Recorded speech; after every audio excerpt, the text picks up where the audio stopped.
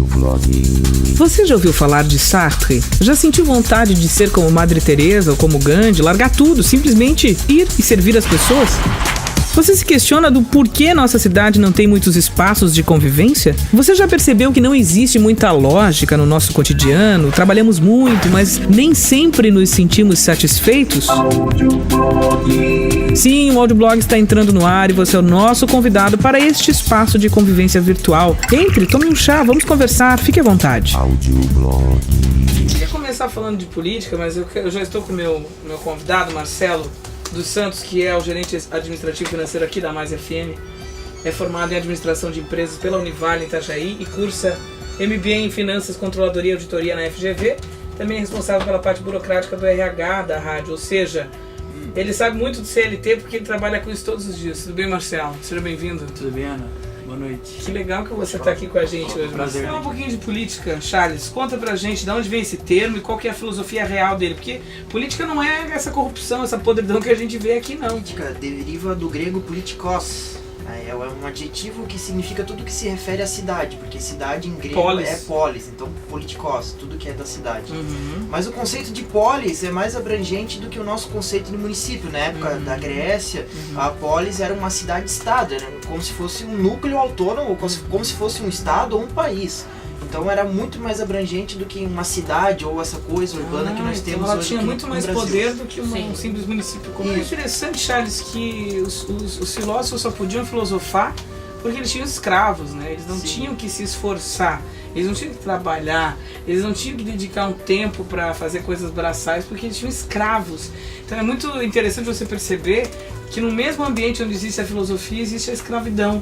Né? No mesmo ambiente que se origina algo bom, talvez em outro canto, em outra polarização, não tem algo tão bom assim.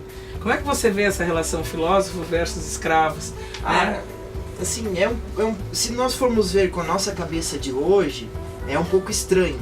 Né? Os nossos olhos... Para eles era natural, porque é uma questão cultural. Mas, os nossos olhos são muito contemporâneos e nós não absorvemos mais esse tipo de relação, não conseguimos entender mais. Acontece que naquela época era muito normal, porque para a cidade-estado ela se manter, teria que ter alguém que trabalhasse, alguém que pensasse e alguém que mandasse. Não é um pouco diferente de hoje, mas hoje nós temos um negocinho que se chama capital, que naquela época não existia. E aí veio o tempo do paternalismo, foi um golpe, né? Foi um golpe, Getúlio deu um golpe e conseguiu tirar o Congresso. Como é que foi a história? Me conta aí, Charles. O Getúlio Vargas conseguiu acabar com a política do café com leite. O último presidente, se não me engano, foi Washington Luiz.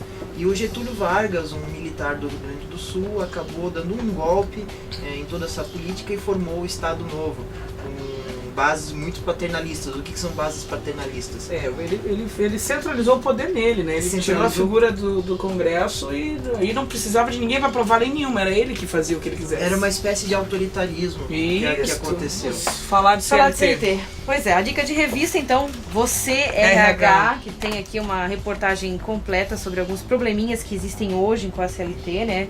E aí a gente até citou, a gente até separou esses probleminhas, que é a inflexibilidade, o protecionismo exagerado, o anacronismo e a complexidade. Você RH diz que, como ela nasceu de um paternalismo, ela nasce de um pressuposto de que o patrão é o vilão e o empregado é o pobrinho coitado que não sabe o que pode acontecer com ele, então você tem que ser sempre o empregado que tem razão. E realmente a gente sabe que na justiça do trabalho é assim que acontece. Marcelo, essa questão da inflexibilidade, como é que a gente sente isso no nosso dia a dia? Como é difícil lidar com isso?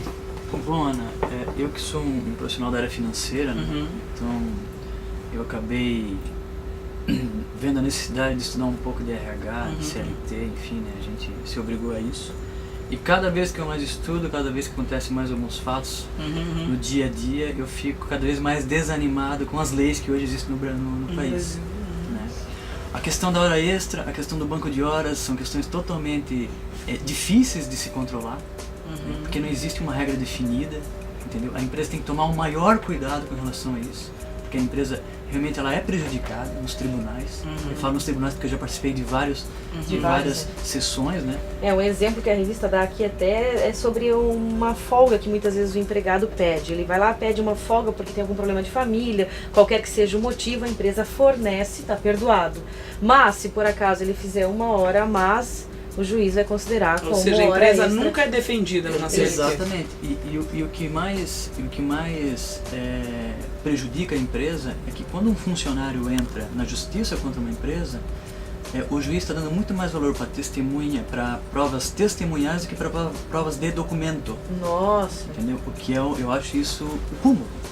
Porque as testemunhas mentem. As testemunhas mentem, descaradamente mentem. Descaradamente Minha frente, várias testemunhas já mentiram. Entendeu? Ou seja, o ônus da prova, no caso, seria do funcionário, que acaba não comprovando nada do que diz. Leva uma testemunha, né? Faz uma reunião antes e o cara vai falar exatamente o que ele quer que ele fale. Então isso é muito Muito complicado. bem, vamos falar de U2 um pouquinho, Letícia Peters, essa banda de rock tão famosa que esteve no Brasil com seus espetáculos e é fantástico, o Bono é uma figuraça. Gosto de U2, cantei U2 no meu show no sábado. Conta pra gente como o rock, tem uma matéria na Bravo desse mês que diz o rock pode salvar o mundo. Que é exatamente essa questão de como os ativistas acabam influenciando milhões de fãs do mundo inteiro a ter mais consciência, até na ação social. Eu acho ótimo a gente dar umas dicas de revistas, Anos, de revista, que é importante que as pessoas saibam que existem muitas revistas muito boas. A Bravo, ela pergunta exatamente o quê? Até que ponto os artistas se envolvendo em ações sociais vão realmente beneficiar as pessoas, né? Porque um artista, ele é famoso, ele tem muitos fãs, ele carrega muitas pessoas, então faz um show beneficente muitas vezes e acaba arrecadando muito dinheiro, né? E a revista coloca em questão exatamente isso, até que ponto a participação de artistas vai beneficiar as pessoas. Ou será que é só marketing? Ou será que é só uma jogada de marketing? A cidade e seus espaços, conflitos e soluções. É hora de falar e viver Joinville, com o sociólogo Charles Henrique. A pergunta que eu trago hoje é baseada na visita que nós tivemos no departamento de jornalismo do empresário Udo Deller, que muitos dizem que pode estar se lançando como pré-candidato a prefeito em 2012. Acontece que, será que a Joinville precisa realmente de um empresário no poder? Será que um empresário vindo para o poder vai trazer aquela falsa ideia de que a gestão pública vai melhorar? É muito simples e muito fácil, nós sabemos como seria um governo de Udo Deller. É só você na fábrica dele perguntar para os funcionários como é a política de relacionamento e a cultura organizacional deles. Bem, aí já é um outro departamento, que também acaba influenciando muito. Vamos pegar uns 100 funcionários e perguntar como é trabalhar com este homem. Ele cumprimenta você quando ele passa pelo pátio? Porque um homem de gestão pública tem que ter acesso ao povo, tem que falar com o povo, tem que conversar com o povo, tem que discutir com o povo.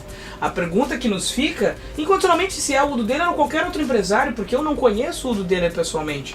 Eu não tenho convivência com ele, não posso fazer nenhuma análise, não tenho conhecimento para isso, nem embasamento, não vou julgá-lo.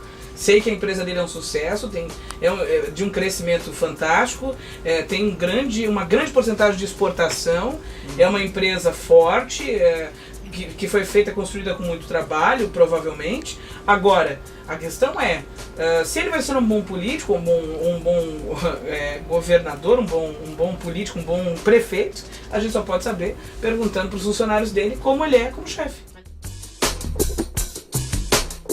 Quero fazer um comentário sobre o filme As Horas, The Hours em inglês, que é um longa americano de 2002, é drama, dirigido por Stephen Daldry, baseado no livro As Horas de Michael Cunningham, e o filme basicamente mostra 3 mulheres vivendo em tempos diferentes, mas que têm alguma conexão do livro Mrs. Dalloway.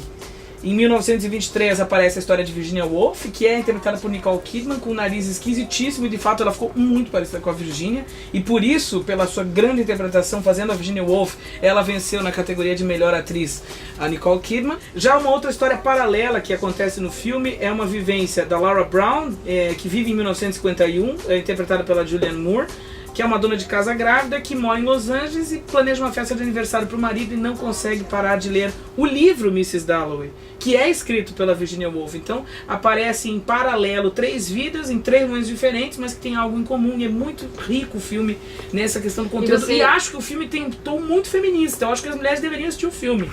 Você ouviu Audioblog, um programa que é a trilha sonora do pensamento. Uma hora de pura expressão da cultura, do cotidiano, da notícia e do entretenimento de Joinville, do Brasil e do mundo. Audioblog.